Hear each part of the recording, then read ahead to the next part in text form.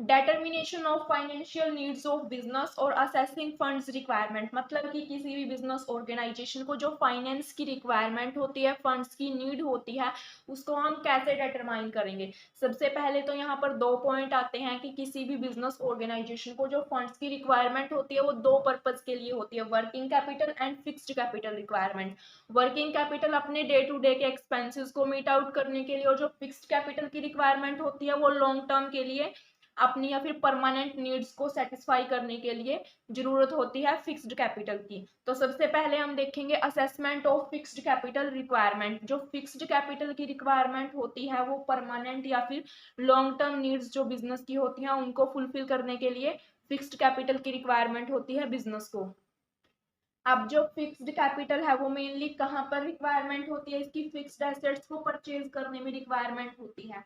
और जो fixed assets हैं वो दो टाइप से पढ़ी है हमने, टेंजिबल और इनटेंजिबल एसेट। टेंजिबल यानी कि जिन्हें हम देख सकते हैं, जैसे कि लैंड हो गई, plant and machinery, furniture, building, तो ये क्या है, टेंजिबल एसेट्स हैं, फिक्स्ड एसेट्स हैं ये भी। और इसके बाद इनटेंजिबल एसेट्स हैं जो मतलब जिन्हें हम देख नहीं सकते, छू नहीं सकते, वो है गुडविल, पेटेंट, कॉपीराइट। तो ये है टेंजिबल और इनटेंजिबल दोनों टाइप से फिक्स्ड एसेट्स दी गई हैं। तो इनके लिए हमें फिक्स्ड कैपिटल की रिक्वायरमेंट होती है। हर एक बिजनेस को फिक्स्ड कैपिटल की और वर्किंग कैपिटल की भी रिक्वायरमेंट होती है, चाहे आपका बिजनेस स्मॉल स्केल पर हो, लार्ज पर हो, न्यू बिजनेस हो या फिर कोई एग्जिस्टिंग बिजनेस हो, सबको फंड्स की रिक्वायरमेंट होती है, वर्किंग कैपिटल के लिए भी और फिक्स्ड के लिए भी। तो अब हम पढ़ेंगे कि किस बिजनेस को किस टाइप की रिक्वायरमेंट होती है और कौन कौन से जो फैक्टर हैं उनको अफेक्ट करते हैं इनको। जो हम फिक्स्ड कैपिटल की रिक्वायरमेंट है और वर्किंग की रिक्वायरमेंट है, कौन कौन से फैक्टर इनको अफेक्ट करते हैं। तो यहाँ पर देखते हैं हम, every business need fixed capital. हर एक बिजनेस को फिक्स्ड कैपिटल की रिक्वायरमेंट होती है। न्यू बिजनेस, जो नए बिजनेस है जो अभी स्टार्ट करने जा रहे हैं, हमें उनके लिए हमें फिक्स्ड एसेट्स को परचेज करना पड़ता है। क्यों? क्योंकि हम नया बिजनेस एस्टेब्लिश करने जा रहे हैं, हमारे पास कोई फिक्स्ड एसेट नहीं है। उस बिजनेस को परफॉर्म करने के लिए हमें क्या करना पड़ेगा, लैंड की भी जरूरत हो सकती है बिजनेस के अकॉर्डिंग, जिस टाइप का हम कर रहे हैं, बिल्डिंग की, प्लांट की, मशीनरी की, तो इन सब की रिक्वायरमेंट होगी। तो ये सब आ गए फिक्स्ड कैपिटल के अंडर में। तो नए बिजनेस के लिए भी फिक्स्ड कैपिटल की रिक्वायरमेंट होती है। अब इसके बाद आता है एग्जिस्टिंग बिजनेस, जो पहले से एस्टेब्लिश कर दिया गया है बिजनेस, मतलब वहां पर कुछ ना कुछ तो फिक्स्ड एसेट होंगी उसकी, लेकिन फिर भी उन्हें फिक्स्ड कैपिटल की रिक्वायरमेंट, फिक्स्ड एसेट्स की रिक्वायरमेंट होती है। क्योंकि जो नए नए इनोवेशन होते हैं, टेक्नोलॉजी चेंज होती है, उनकी वजह से उन्हें और अपने आप को डेवलपमेंट करने के लिए, अपने बिजनेस को एक्सपेंड करने के लिए भी उन्हें फिक्स्ड एसेट्स की रिक्वायरमेंट होती है। तो यहाँ पर वही बात आ गई कि चाहे बिजनेस नया हो या फिर पुराना हो, एग्जिस्टिंग हो या न्यू बिजनेस हो, सबके लिए फिक्स्ड कैपिटल की जो रिक्वायरमेंट है वो रहती है। बट जो मेन डिफरेंस है वो क्या है, हो सकता है नए बिजनेस के लिए ज्यादा हो रिक्वायरमेंट, एग्जिस्टिंग ने पहले ही उनमें इन्वेस्ट कर रखा है उनके लिए थोड़ी कम हो। अब जो नए बिजनेस हैं उनके लिए उन्हें फिक्स्ड कैपिटल की रिक्वायरमेंट होती है। वो कैसे एस्टिमेट करेंगे कि उन्हें कितने की रिक्वायरमेंट है, इसके लिए क्या करना पड़ता है उन्हें, वो एक लिस्ट प्रिपेयर कर लेते हैं फिक्स्ड एसेट्स की, जिस भी टाइप का उनका बिजनेस हो उसके अकॉर्डिंग उन्होंने लिस्ट प्रिपेयर कर ली कि इन इनकी हमें नीड्स हैं और उसके अकॉर्डिंग वो अपनी रिक्वायरमेंट को फुलफिल कर सकते हैं। अब यहाँ पर नेक्स्ट आता है कि factor affecting the estimation of fixed capital. जो हम फिक्स्ड कैपिटल का ये एस्टिमेशन लगाया जाता है नए और एग्जिस्टिंग बिजनेस के द्वारा, कौन कौन से फैक्टर्स हैं जो उनको अफेक्ट करते हैं। अब इंटरनल फैक्टर भी हो सकते हैं, एक्सटर्नल फैक्टर भी हो सकते हैं। Internal means inside the business या फिर इनसाइड द ऑर्गेनाइजेशन, ऑर्गेनाइजेशन के अंदर से कुछ फैक्टर अफेक्ट करेंगे, और कुछ है एक्सटर्नल फैक्टर जो आउटसाइड दी ऑर्गेनाइजेशन होते हैं। अब फर्स्ट आते हैं यहाँ पर इंटरनल फैक्टर्स का। फर्स्ट पॉइंट है नेचर ऑफ बिजनेस, बिजनेस का नेचर। ये तो इंटरनल फैक्टर है, इनसाइड द बिजनेस है, तो ये कैसे अफेक्ट करेगा। जो फिक्स्ड एसेट्स की रिक्वायरमेंट है वो सभी टाइप के बिजनेस के लिए सेम नहीं होती। ये जो नेचर के बिजनेस बिजनेस के नेचर के ऊपर डिपेंड करेगी। अगर आपकी मैन्युफैक्चरिंग कंसर्न है, मैन्युफैक्चरिंग का काम है, तो आपको ज्यादा फिक्स्ड एसेट्स की रिक्वायरमेंट हो गई। लेकिन अगर वही एग्जांपल ले हम जो पहले वीडियो में लिया था, अगर आपका होलसेल का काम है तो आपको फिक्स्ड एसेट्स की जो रिक्वायरमेंट है वो कम होगी। तो यहाँ पर नेचर ऑफ बिजनेस अफेक्ट करता है इस रिक्वायरमेंट को। सेकंड आता है साइज ऑफ बिजनेस।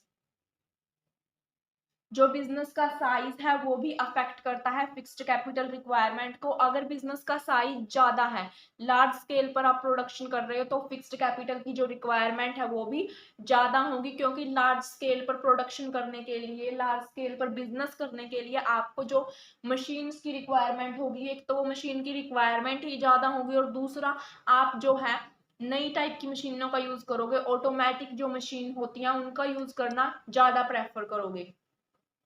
तो इस वजह से जो साइज ऑफ बिजनेस है वो अफेक्ट करता है फिक्स्ड कैपिटल रिक्वायरमेंट को, ज्यादा इन्वेस्ट करना पड़ेगा फिक्स्ड कैपिटल के अंदर। और अगर इसके अपोजिट देखें, बिजनेस का साइज है वो स्मॉल है, स्मॉल स्केल पर आपका बिजनेस है, तो आपको फिक्स्ड कैपिटल की रिक्वायरमेंट है जो वो भी कम होगी। और दूसरा, आप ऑटोमेटिक मशीन्स का इतना ज्यादा यूज करना प्रेफर नहीं करोगे, आप क्या करोगे, लेबर के थ्रू ही ज्यादा से ज्यादा काम करवा सकोगे। इसके बाद नेक्स्ट फैक्टर है टाइप्स ऑफ प्रोडक्ट। जिस भी टाइप का आपका प्रोडक्शन है वो भी अफेक्ट करेगा। अगर सिंपल कंज्यूमर प्रोडक्ट आप बना रहे हो, जैसे कि शॉप ऑयल बिस्किट हो गया, तो फिक्स्ड कैपिटल की रिक्वायरमेंट क्या हो गई, कम हो गई।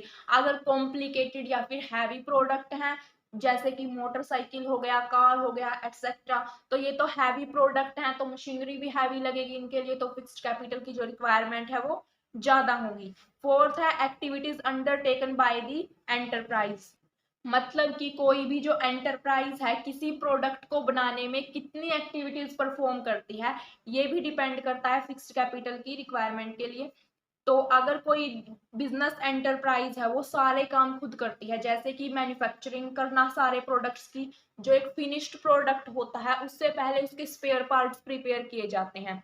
तो जो भी मैन्युफैक्चरिंग का काम है, जितने भी उसके पार्ट्स हैं, स्पेयर पार्ट्स हैं, सबकी मैन्युफैक्चरिंग भी वो खुद करती है, उसके बाद असेंबल करके उसे फिनिश गुड्स में प्रिपेयर भी खुद करती है। तो यहाँ पर क्या होगा, उसे फिक्स्ड कैपिटल की ज्यादा रिक्वायरमेंट होगी इस टाइप की ऑर्गेनाइजेशन को। और दूसरा, अगर हम देखें सिर्फ उनका क्या काम है, प्रोडक्ट जो मैन्युफैक्चर्ड प्रोडक्ट होते हैं, स्पेयर पार्ट्स होते हैं, उनको ले आए बाहर से कहीं से और सिर्फ उनको असेंबल कर दिया या फिर ओनली उनकी मार्केटिंग कर दी, तो इस टाइप की जो ऑर्गेनाइजेशन है उनको फिक्स्ड कैपिटल की रिक्वायरमेंट कम होगी।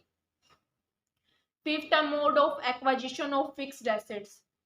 अब इस पॉइंट को क्लियर करने से पहले एक इम्पोर्टेंट बात, जो ये इस टाइप के डायग्राम्स बनाए हैं ये आपके दो तीन तरीके से हेल्पफुल रहेंगे। एक तो अगर इस टाइप के डायग्राम से आप समझोगे तो लंबे टाइम तक याद रहेगा, और दूसरा अगर आप एग्जाम में इस टाइप से भी लिखोगे ना तो आपका एक तो टाइम सेव होगा और दूसरा प्रेजेंटेशन अच्छी होगी।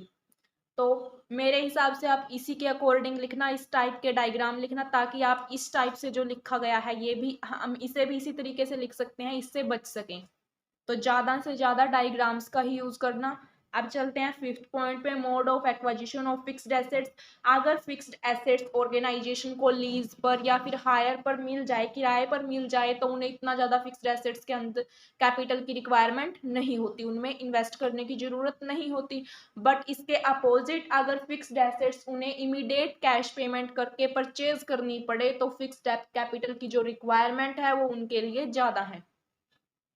नेक्स्ट पॉइंट है एक्वाजिशन ऑफ ओल्ड एसेट्स। अगर ऑर्गेनाइजेशन को ओल्ड मशीनरी या फिर ओल्ड प्लांट अवेलेबल हो गया, अगर वो ओल्ड चीजें खरीद रही हैं, ओल्ड एसेट्स खरीद रही हैं, तो वो रिड्यूस्ड प्राइस पर खरीदेंगी। मतलब कि नई का जो प्राइस है उस पर तो वो खरीदेंगी नहीं, क्योंकि वो ओल्ड मशीनरी है, तो उससे रिड्यूस्ड प्राइस पर ही खरीदेंगी वो। तो फिक्स्ड कैपिटल की जो रिक्वायरमेंट है वो कम है उनके लिए। बट जो मोस्टली इस टाइप की रिक्वायरमेंट होती है, मतलब कि ओल्ड एसेट्स को परचेज करने की, ये ऐसी इंडस्ट्रियां परचेज करती हैं ओल्ड एसेट्स को जिनको पता है कि उन्हें उनकी जो भी प्रोडक्शन है या फिर जो भी वो वर्क कर रहे हैं उनके ऊपर टेक्नोलॉजी का कोई इफेक्ट नहीं पड़ेगा, मतलब या फिर बिल्कुल कम इफेक्ट पड़ेगा, टेक्नोलॉजिकल जो चेंजेस होते हैं उनका इफेक्ट नहीं पड़ेगा। इसके बाद सेवंथ पॉइंट है availability of fixed assets at concessional rate. मतलब कि फिक्स्ड एसेट्स अवेलेबल हो रही हैं कंसेशनल रेट पर, कुछ ना कुछ छूट दी जा रही है। अब यहाँ पर हम एक एग्जांपल लें, अगर कई बार गवर्नमेंट क्या करती है, छूट दे देती है लैंड को परचेज करने के लिए, या फिर कोई बिल्डिंग हो गई या कोई और एसेट्स हो गई अदर टाइप की, उनको परचेज करने में छूट प्रोवाइड करती है। लेकिन छूट क्यों प्रोवाइड करती है, इसमें बेनिफिट क्या है गवर्नमेंट का। कई बार ऐसे एरियाज होते हैं जहां पर कोई इंडस्ट्री नहीं है, या फिर वहां पर इंडस्ट्री लगाना बेनिफिशियल हो, गवर्नमेंट को पता है कि यहाँ पर इंडस्ट्री लगाना बेनिफिशियल है, या फिर वहाँ की लेबर है उसके पास वर्क नहीं है, तो गवर्नमेंट क्या करती है, तो उनको लालच देती है बिजनेसमैन को एक तरीके से कि अगर आप यहाँ पर इंडस्ट्री लगाओगे तो आपको यहाँ पर कंसेशन मिलेगी, छूट मिलेगी लैंड को परचेज करने में, इक्विपमेंट को परचेज करने में। तो यहाँ पर ये वही बात है। तो अगर यहाँ पर इस टाइप की छूट है जो बिजनेसमैन को मिल रही है, वो ऐसे एरिया में अपनी इंडस्ट्री लगा रहा है जहां पर गवर्नमेंट की तरफ से कोई ना कोई कंसेशन दी जा रही है, तो यहाँ पर भी उसके लिए जो फिक्स्ड कैपिटल की रिक्वायरमेंट है वो रिड्यूस हो जाती है। बिल्कुल कम तो होती नहीं, लेकिन कुछ रेट तक तो रिड्यूस होगी जितना गवर्नमेंट कंसेशन दे रही है। इसके बाद नेक्स्ट आते हैं एक्सटर्नल फैक्टर। इंटरनल फैक्टर हमने पढ़ लिए जो इनसाइड दी ऑर्गेनाइजेशन थे। अब एक्सटर्नल कुछ बाहर के फैक्टर भी अफेक्ट करते हैं फिक्स्ड कैपिटल रिक्वायरमेंट को।